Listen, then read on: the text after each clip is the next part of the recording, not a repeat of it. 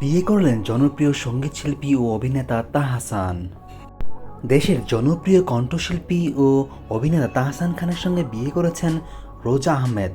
তিনি পেশায় একজন মেকআপ আর্টিস্ট। গত 4 জানুয়ারি সন্ধ্যায় ঢাকার একটি কমিউনিটি সেন্টারে তাদের এই বিয়েটি সম্পূর্ণ হয়। জানা গিয়েছে পারিবারিকভাবে তাহসান খান ও রোজা আহমেদের বিয়ে সম্পূর্ণ হয়েছে। কণ্ঠশিল্পী তাহসান খানের নববধূ রোজা আহমেদের চাচা গণমাধ্যমকে এই বিষয়টি নিশ্চিত করেছেন।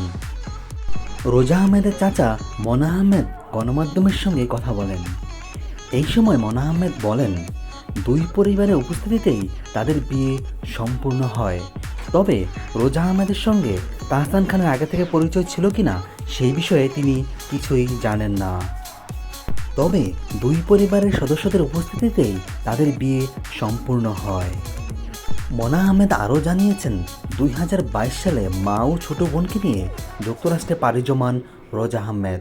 সেখানেই নিজের গড়া প্রতিষ্ঠান রোজা ব্রাইডাল মেকওভার নিয়ে ব্যস্ত সময় কাটান রোজা। এবং তাহসান খানের সঙ্গে বিয়ের কথা পাকাপাকি হওয়ায় গত ডিসেম্বর মাসে দেশে আসেন রোজা আহমেদ।